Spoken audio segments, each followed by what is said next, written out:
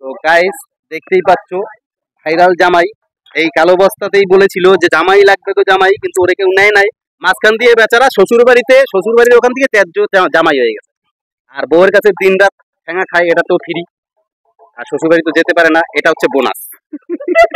ঠিক আছে, তাই ওরে বলতেছি যে আর কালো বস্তায় এসে করবি যে জামাই লাগবে জামাই। তো যাই হোক, দাদাকে আজকে আমরা আমাদের মধ্যে পেয়ে খুব খুশি।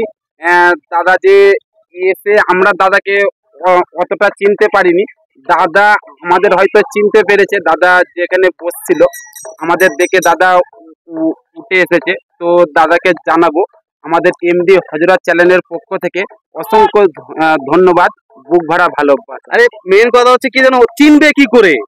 দেখো বস্তার কালারটা আর আমার কালারটা সেম। এবার আমি এর মধ্যে হারাই গেছি, আমার কি আর খুঁজে পাই? তো যাই হোক, দাদা যে এসে আমাদের সাথে আলাপ পরিচয় করেছে, আমরা এতে খুব খুশি। তো সবাই দাদার একটা প্রোফাইল রয়েছে। না, আমার দুটো প্রোফাইল, দুটোতেই সঞ্জয় বাগচি একই নাম, যারা জানে তারা জানে। আচ্ছা আচ্ছা, তো দাদার আইডিতে সবাই আবার নতুন করে ভালোবাসা দেবে, ঠিক আছে? তো তুমি কিছু বলো। দাদা কেমন লোক জানো তো তোমরা? দাদা বিরাট ফেমাস লোক। আর দাদা বর্ধমান থেকে ধরো এত দূরে এসেছে, এই কালো বস্তাকে বিরাট ভালোবাসে। ভালোবাসি বলেই তো এত দূর ছুটে এসেছি। কিন্তু একটা কথা সবার জন্য আমি একটা ছোট্ট একটা মেসেজ দেবো। দেখো এই যে জায়গাটা ভাইরাল যেহেতু হয়েছে, এই জায়গাটা সম্মান রাখতে হবে।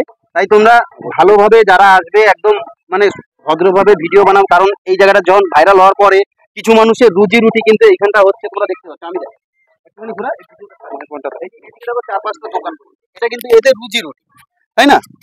এটা হচ্ছে এদের রুজি রুটি। তাই সবাইকে একটা রিকোয়েস্ট করবো যে তোমরা এখানে এসে কেউ নোংরা ভিডিও করো না, নোংরা বাজেভাবে ভিডিও করো না। ভদ্রভাবে ভাইরাল হওয়া যায়।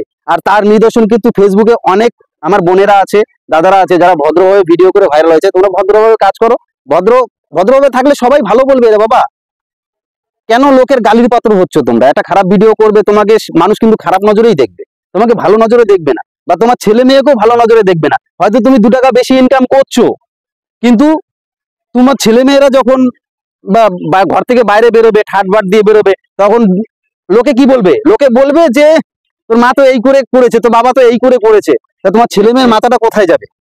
এই জিনিসটা, নিজের ভবিষ্যতের কথা চিন্তা করো আর না করো, নিজের ছেলে মেয়ের ভবিষ্যতের কথাটা চিন্তা করে সবসময় কাজকর্মগুলো করো তোমরা। তো দাদা যে কথাগুলো বলেছে, দাদার সাথে আমি একমত। তো দাদার এই ছোট্ট মেসেজটা সবাই একটু দেখবে। তো তোমাদের ভালোর জন্যই দাদা তোমার মেসেজটা দিয়েছে।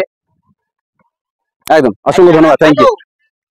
তাদের কিন্তু সবাইকেই ভালোবাসে, আর যারা খারাপ তাদের কিন্তু কেউই ভালোবাসে না।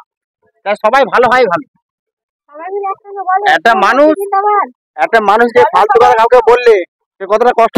কে আবার ভোটে দাঁড়িয়েছে? কে ভোটে দাঁড়িয়েছে? জিন্দাবাদ। আচ্ছা আচ্ছা, না আমি ভোটে দাঁড়াইনি, আমার জিন্দাবাদ বলতে হবে না।